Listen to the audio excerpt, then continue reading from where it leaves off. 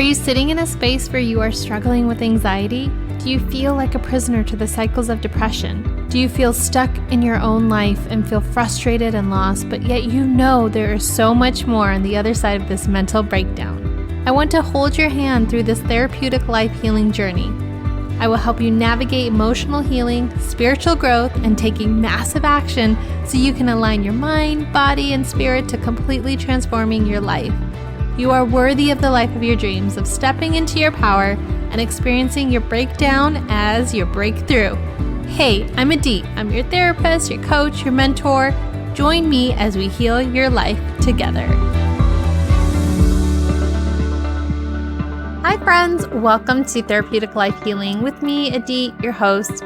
Thank you for being here today and spending your time with me. I really am so appreciative of your time. You could be anywhere doing anything, but here you are on your healing journey, tuning in.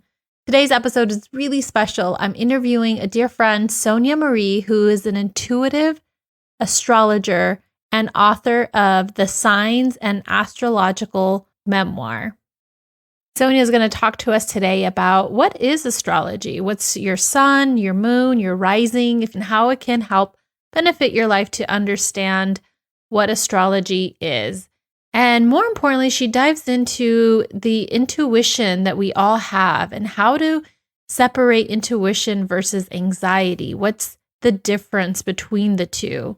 She also talks to us about the phases of the moon, when it's a full moon versus a new moon, and what that represents, and how to just tap into your intuition to base some rituals around that. Sonja will also talk to us about what season we're in now in the age of Aquarius and how this season of Aquarius may look like in your life and how to interact with it.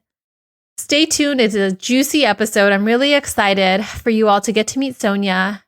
I'm also so thankful if you are new and finding this podcast. Please browse around, check out some other episodes, see what resonates for you on your healing journey. To all my friends who continue to tune in every week to a new episode, thank you for being here. I just want to give some shout outs and see you and thank you for being here. So hello to friends all the way out in the Philippines, Japan, friends out in Germany, in Canada and Norway, friends out in the UK and Sweden, Nigeria, Colombia. I see you out in Denmark, Peru, Cyprus, the Czech Republic, Romania, Uruguay, and my home country, the US. Hello to all of you. And I hope that you just take this time for yourself. Go find a sacred, quiet place where you can just tune in. Maybe grab a journal, a cup of tea, a nice little warm blanket, or go for a walk and move your body and tune in. Wherever you are, there's no right or wrong way to listen. Just do what feels naturally good to you. And also be sure to take a moment to subscribe to the podcast so you can see whenever there's a new episode released, and leave a review. I'd love to hear what you think of this show. And without further ado, let's dive in. Hello, welcome to Therapeutic Life Healing with Adit. I'm so excited to introduce my dear friend and astrologist to me. Over the last few years, I always go to Sonja, and she's incredible. I can't wait to interview her and you all get to meet Sonja Marie. She's an intuitive astrologer and author of the Sun Signs and Astrological Memoir. Sonja, thank you so much for being here today and for your time. I'm so excited to dive in this topic of astrology with you. Thank you for having me, sweetheart. I appreciate it. And for those who are tuning in and haven't met the amazing spirit that you have, can you share a little bit about yourself and your work? I was born in Yonkers, New York, 7770.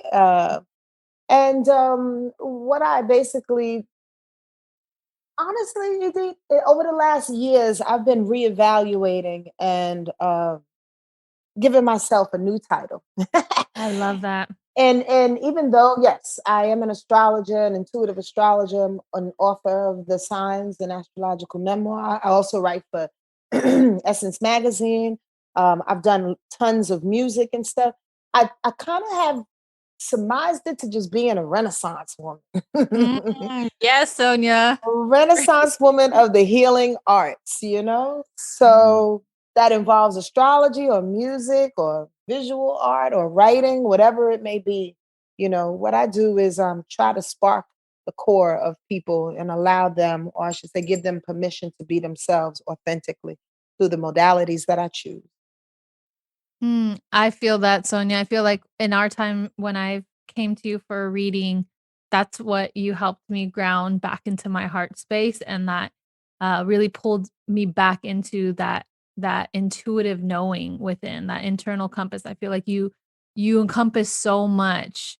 You're a wealth of wisdom around like astrology and the signs and kind of what's happening in interpreting it to our day-to-day life, but you're so much more than that too. You pull out this like intuitive knowing. And I remember my first reading with you, you're like, if you're open, I'm open. But if you're not open, don't waste your time or my time. And I love and I love that about you because it's true. It's like if you're not going to be open to your own intuitive connection, there's nothing anyone can do for you. But if you're open, then you help facilitate that for someone. Absolutely. And unfortunately, this society has conditioned us and taught us to rely on doctors and, all sorts of priests and reverends and teachers and mentors, although teachers and mentors can be helpful at times. But the bottom line is to look outside yourself for these answers.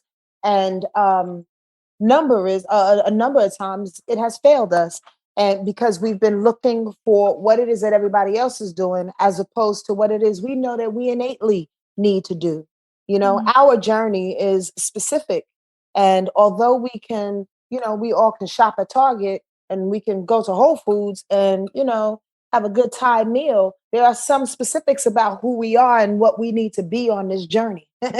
We're not all categorized.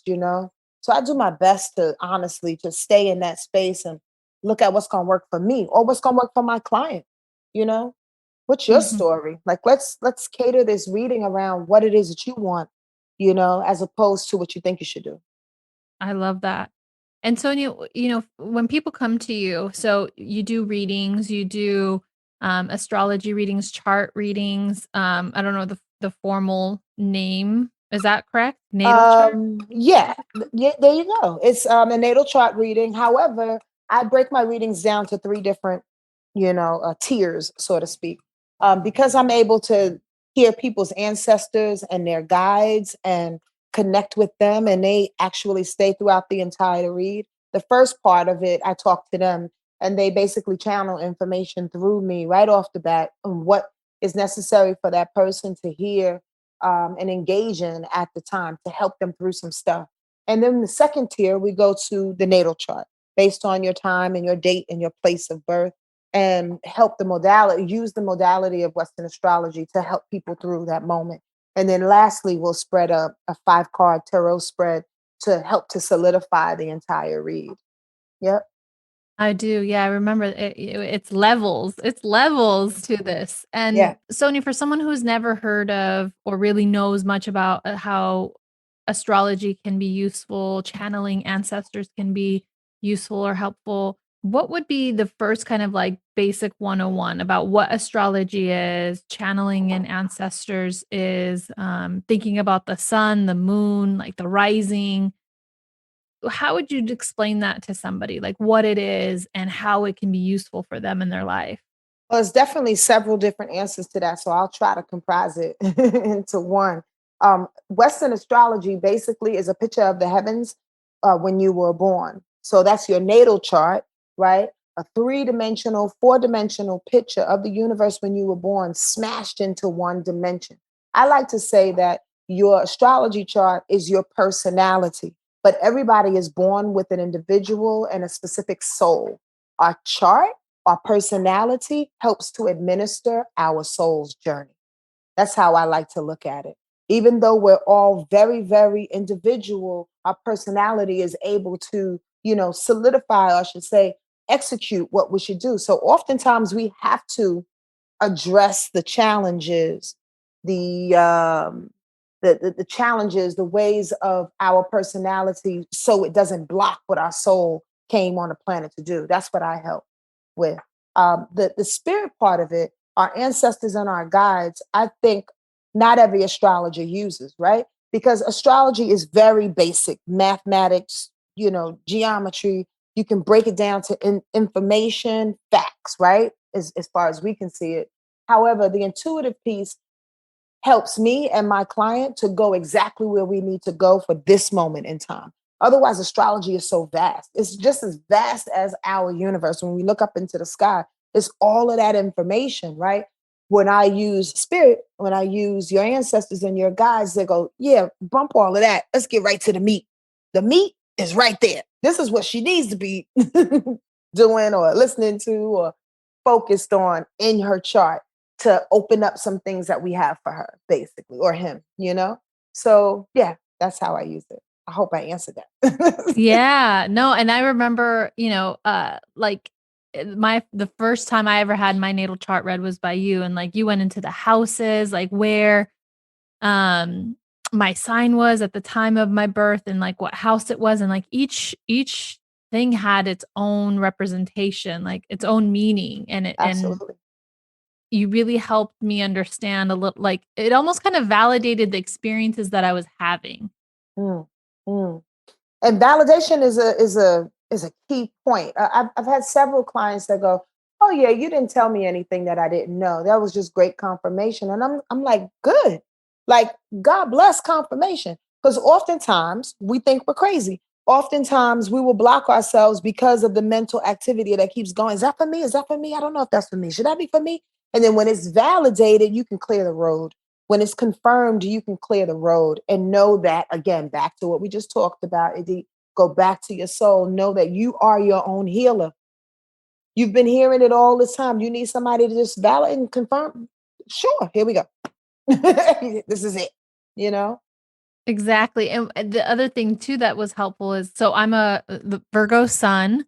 You helped me, know what my rising was Sagittarius and my Mhm. moon's in Leo, and how then you helped me kind of understand all of the ways in which they show up, and, like when my Virgo side wants to show up and like be very organized and like critical and wants Right, to know the details of the plan of every goal. And then you allowed me to like tap into my Sag, which was like wanting to be like kind of creative and playful. And it's like how to kind of speak to all those different sides of me, which were so true. It's like I have the Leo in me that wants to like be out there, part of this podcasting is like my Leo energy, and right. you really helped me understand how all of these signs communicate within me.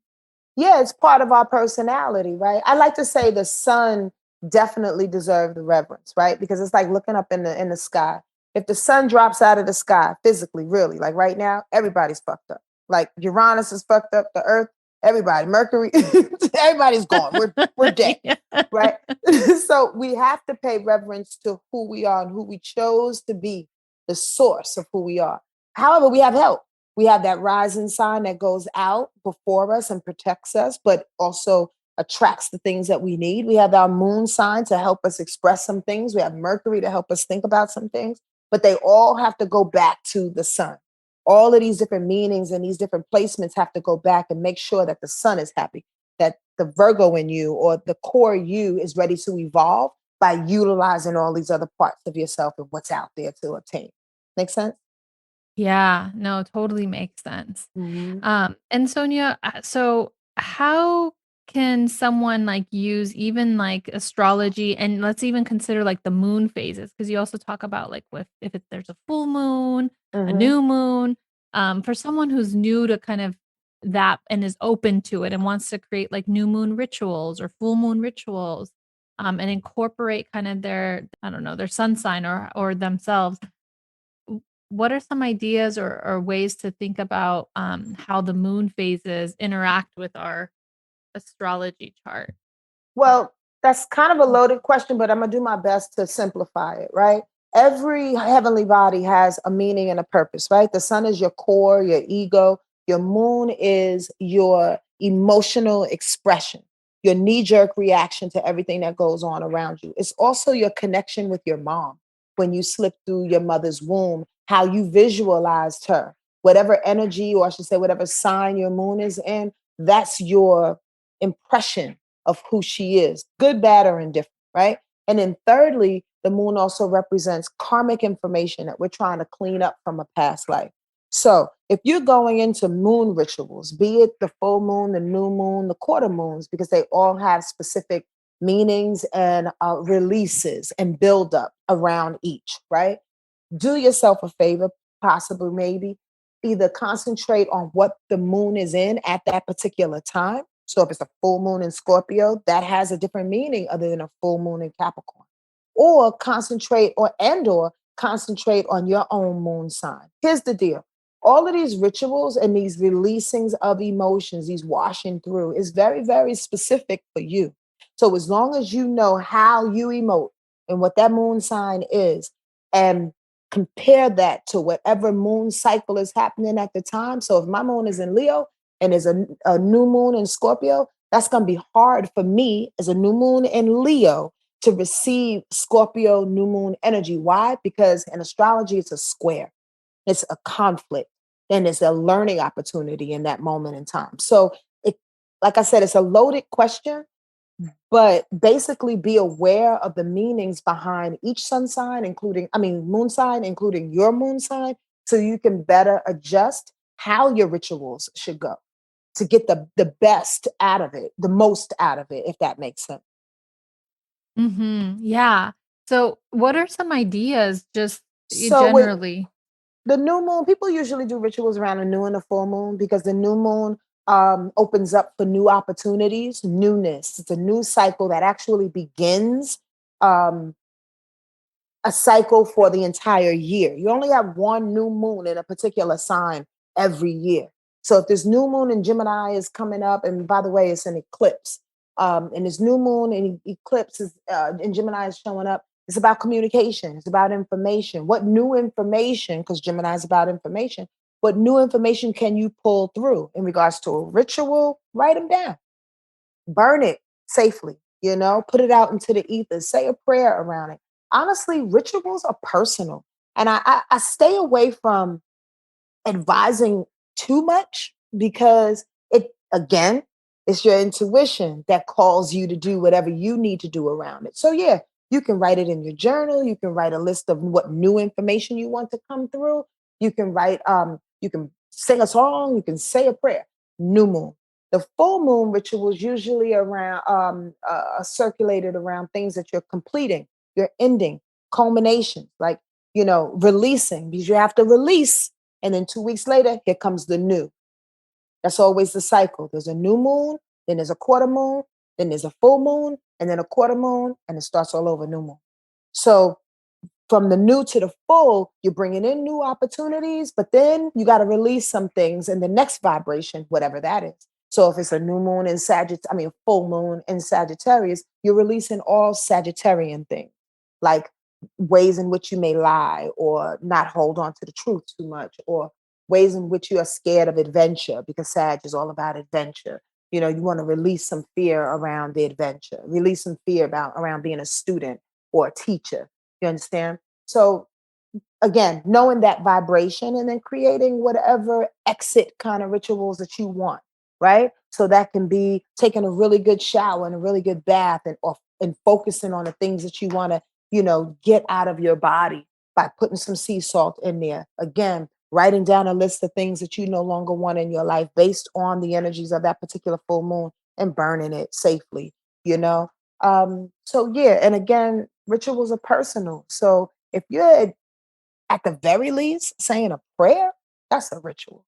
I think we're hard on ourselves, and oftentimes we want to like fall into what's right and what's traditional and what's morally correct. Like, truthfully, if you're staring at a banana, talking to banana all day, as long as you're not hurting anybody or yourself, like, what's wrong with giving that banana some energy? Create it Oh, I yourself. love that. I mean, I'm so real on that. People overthink Mhm. things, and want to be so right and perfect. And it's really not that deep because God can hear you regardless. Ooh. Okay. Hello, mic drops. Yes. That was beautiful because Yeah. God can hear you regardless. Yeah. So create your own thing, whatever works for you. But that is that new moon, full moon specific energy. Yeah. I love that, just the visual of like taking in and then releasing, and just, Hmm. for people to just even understand just that basic, like take in and release and then intuitively tap in from there, like what that looks like for you. Right. For many of us, especially, I know like you and I live in the United States, people, are tuning in from all over the world in this podcast. So I don't know what it's like to live in another country in terms of like what anxiety might feel like somewhere else. But I know here in the US, we are highly anxious people, Yeah. a culture, right? And so I see a lot of my clients, right? I'm a therapist, and a lot of folks struggle with anxiety and they want to tap into their intuition. And so I get this question a lot, and I'd love to hear your idea of defining the difference between intuition and anxiety, because some people, they struggle with anxiety and they're like, I don't know what my intuition feels like. Is this anxiety or is this intuition, and how do I know when I'm paying attention to my intuition or if it's speaking to me? For me, it's really in order to separate anxiety and your intuition, it begins with the breath and taking these deep breaths so you can hear your voice. Anxiety is consistent, it's constant, it's a nagging kind of sensation. I gotta go to the store. I gotta go to the store. I should go to the store. Did I go to the store? Oh my God, if I go to the store, I should go to the store. Today's Tuesday. I should go to the store. I should have been at the store. Yesterday was Monday. Oh my God. Anxiety is like a computer that continues to nag you in your brain and honestly throws in some ill positions about yourself. I'm fat, I'm ugly, I'm this, I'm that. Intuition doesn't speak like that. Intuition is loving. Intuition is spirit driven. Intuition is quiet. Intuition is calm. Intuition is the voice of God within ourselves. And oftentimes, if we breathe, if we stop and just count 10 breaths, we can hear our intuition. We'll clear the road for a calming voice to come out and instruct us on what to do next, especially if we have a question. What should I do about this job? It may not happen within those 10 breaths, but at least you can clearly get the question out and then it'll hit you. And you'll be driving, and spirit will say very calmly, you should actually leave that job. There's a new one coming. And you'll be like, what the heck? You know? Again, it's not anxiety because it's not over and over and over and over and over. It's a clear instruction. And we learn the difference by following intuition more, if that makes any sense. You have to exercise what that intuitive voice was saying for them to come even more, for your intuition to speak even louder, for it to be the guide in your life. Otherwise, if you put more information and more power, more heinous on anxiety, that's going to run your life. Make sense? Yeah, it reminds me of this quote where where focus goes, energy flows. Absolutely. Absolutely. But so you have to get in that realm of wanting to Mhm. listen. And again, the breath takes you there. Or nature can take you there. The ocean can take you there. The mountains can take you there. You know what I mean? But you got to get quiet. We don't get quiet enough to listen. And then once you hear it, believe it. Believe it.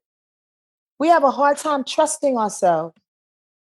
It's just life. Mhm. What if you did quit that job and you figured out in 4 months, just saying with that example, right? Mhm. You figure out in 4 months, oh my God, this is hard. And then at the end of that 4 months, you get your dream job. God is like, hold on, relax. I'm not giving you information. Your spirit is like, I'm not giving you information to make things hard on yourself. Believe what you're being told and ride it out. Mhm. Good, bad, or indifference. Trust in your own voice. That's the difference, is believing it. Like once you hear it, believe it and then execute on it. And the more you Absolutely. do it, you you get your intuition connection stronger and you trust yourself. You do. And what I found out too, the more you do it, the bigger the instruction. So at first, it's like, you should go to the store. Quiet. right, I'll go to the store. You go to the store, you meet the man of your dreams. Oh shit, that worked. Okay, next day you hear. I love that. Yes, Sonia, speak on it. You know what I mean? The next day you hear like, okay, if you go to this job and you get $1,000, you should give that $1,000 to the kids down the street. It's like the more you do it, the more instruction comes, not only for you, but for bigger purposes. That's in my experience with my thousands of clients and within my own life, it has gotten bigger and bigger and bigger to the point where I'm like, now you want me to do what? They're like, yeah, because you did all the other steps first. You trusted in that. Why not trust in this? Why Mystic not just trust in spoke on Mystic just stamped that. It was like, yes. Yes, yeah. mama. I feel that. Yeah, that it gets bigger and bigger, that instruction, that intuition. Yeah. And the more you because it trusts you, right? Intuition, and you've spoke to me about this too. It's like, right, it's this kind of divine energy. And so if it's given you instruction and you act on it, then it trusts you to give you more because you're gonna act Absolutely. on it. Yep. You feed each other. I love that. It's such Mhm. a symbiotic like relationship, if I'm But saying that correct, or like that's or a energy though, right? yeah, the That's all reciprocal. energy, you know? Again, Mm, where we put the information, where we put the trust, more of mm, it comes. If we mhm, just see the whack things, the things that are filled with anxiety around us, we're going to get more of that, you know? We're going to get mhm, more of that. mhm. Yeah, this place is messed up, Iggy, on so many different Yeah, levels, but on so many different levels, it's a beautiful world too. right. And there's some beautiful people in it that want the same things that you want, you know? Mm, So you got to focus on that. It's about that energy, about knowing it, you know? yeah, absolutely. Yeah, connecting with the people, the environment, the internal environment and the external environment that Right. feeds your spirit, that helps you feel at peace, at calm, right? And Absolutely. And I would say too, be easy on yourself. Like don't be in such a rush to get it. I think yeah, nowadays, especially because spirituality is so trending and totally. everybody wants to get involved and get into it. It's a beautiful thing. But it's not a fucking pill, man. Yeah. It's not something that you could take. You can go to the doctor and get that little prescription, and all of a sudden you're all knowing and you're chanting all day and you're connected to God sitting right next door to her. Mm, Like, mm, no, that's not how it works. You know, time is mhm, an illusion. Time is a straight illusion, and you have to be able to just give yourself whatever time is going to be needed in order for you to evolve and to get closer to it. It may seem quicker than quick, it may seem long and arduous, but at the same time, you have to be easy on yourself to receive it when it's time for your journey to receive it. mm. I love your definition of time and kind of taking a step out from everything and just kind of look at it as a very easy, like, be easy on yourself because we're so committed to these timelines on our life, and it's like, who put those timelines there, right? And Exactly. why are we subscribing to them? But it's constantly in our face, like especially now with social media, you see it everywhere. Like if someone else is on this timeline that you had thought you wanted your life to be on, then it becomes a reflection of like, oh, well, then I'm failing. And it's and people internalize timelines from other people's life, and if we can just release that, be easy on ourselves like you said. I love that reframe. And that creates anxiety too, because now you're like, you're rushing for another year to get this body. You know what I mean? I'm rushing the next 2 years. I have to have this financial plan. I'm rushing to have this Right. baby, or else my eggs are gonna fucking fry up or whatever. You know what I mean? It's like, come on, relax yourself. If you were Yeah. supposed to have a baby, been pregnant already. If you were supposed to have that job, you would have had it already. You know? It's about it being easier on us because we're Mm, doing the best that we can do. We have to really, really know that. And then that stops the resistance. And the resistance the resistance to whatever it is that you want will help to slow down the anxiety. mhm, mhm. You understand? Yeah, I love that. And Sonia, when you think about time and like connecting it to astrology, where are we right now in this time? Like, I know, is it the age of Aquarius, and what does it mean, or is it not? And how would you define kind of through the astrological lens, like where we're at as a global community through the signs? Well, we're definitely in the age of Aquarius. It has begun already, and basically to summarize that real quick, the age of Aquarius is a moment in time for the next close to 2,000 years, in which we will rely more on technology, but we'll also rely more on inventions and humanity and spirituality in a way in which we can utilize it, if that makes sense, as opposed to just um, being religious and having a title. This new age of Aquarius says, no, let's be weird. Let's be unconventional. Let's be ourselves. Let's tap into spirituality in a way in which no one has ever discovered before or utilized before. There's a freedom that comes with this age of Aquarius. However, since we're at the very beginning of it, astrologically speaking, there's a lot going on. So I'm going to try to summarize it. But definitely in 2020, it started really in 2008 when Pluto went into Capricorn.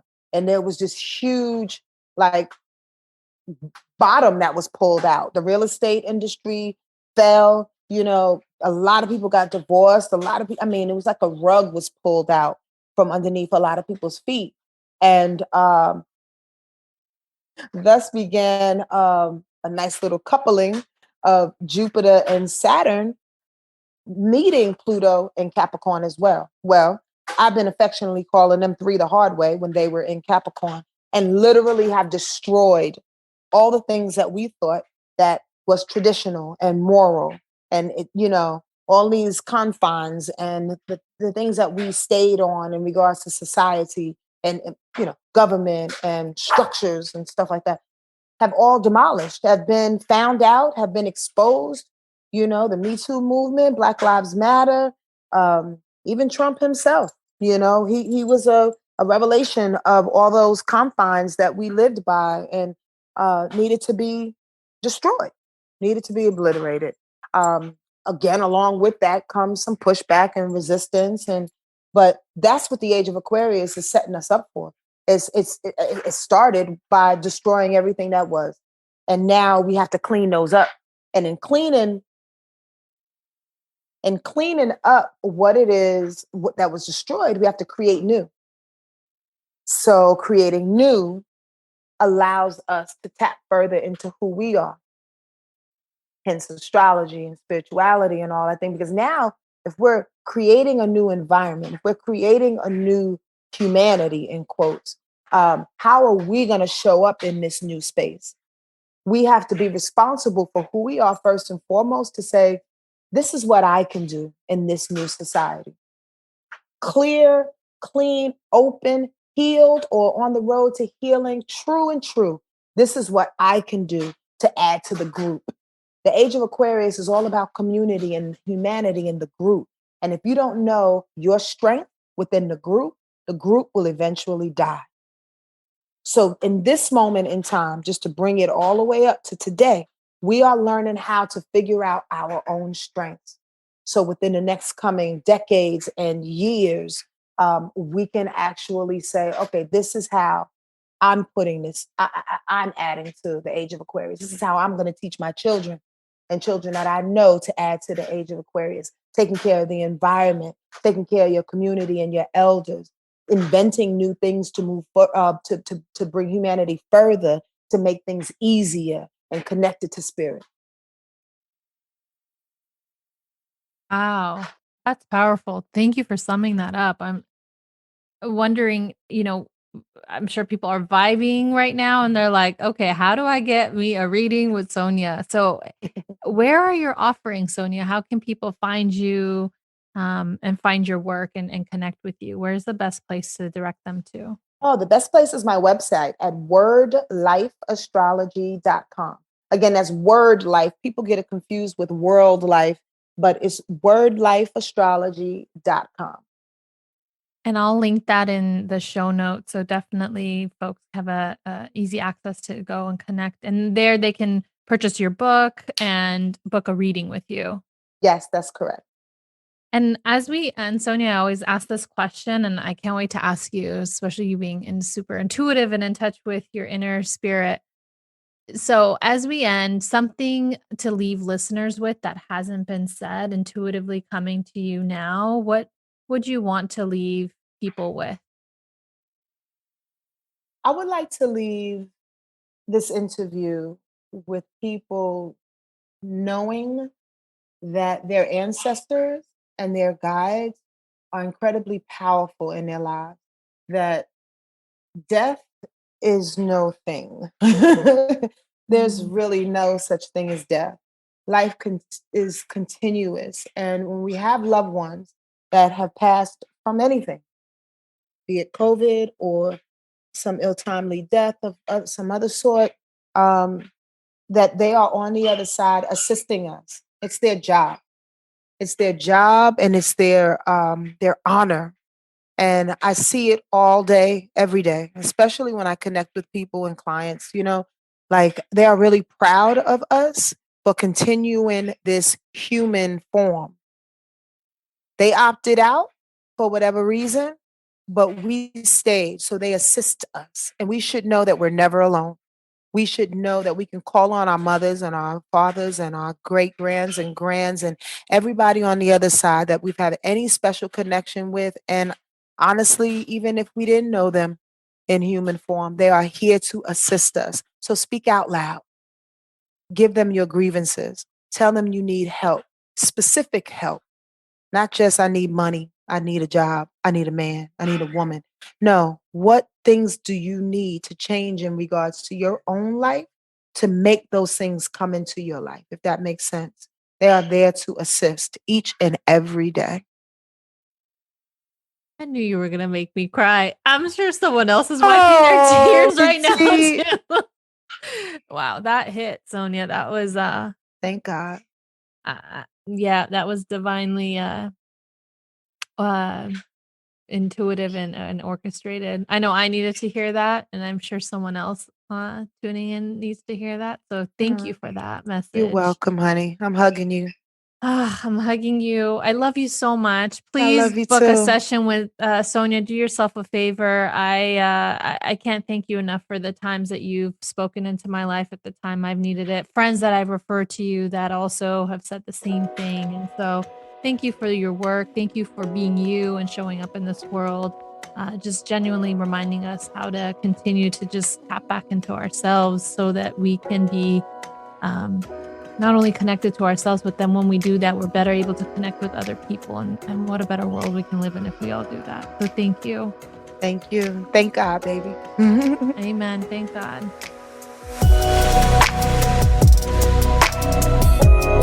Thank you so much for tuning into today's episode. I trust that you took away some gems, some highlights for yourself in this episode. And I want to invite you to dive deeper with me if you'd like to schedule a one-on-one personalized healing session where we can really dive deeper into what's coming up for you, what you're struggling with, if you're in a place of transition in your life, whether that's relationships, careers, if you're struggling with boundaries.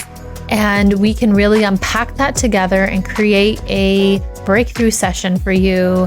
Go ahead and email me at hello@aditc.com. That's hello@aditc.com. It's also in the show notes. I also offer a virtual master course. That's a therapeutic life healing master course that's virtual, self-paced at home. And it's guided with slides and videos of me really walking you through a 3-week structured program that will help you learn about boundaries, understand fear in the brain and how it has shown up in your life. There's journal prompts and guided meditations. So go to aditc.com and click on virtual master course to see the curriculum today. And you can enroll wherever you are in the world right away and start in the comfort of your own home today. If you found any value in today's episode, please go ahead and subscribe to the podcast and leave a review. I'd love to hear from you and what you think. And I hope that you take care of yourself on your healing journey and take care of each other.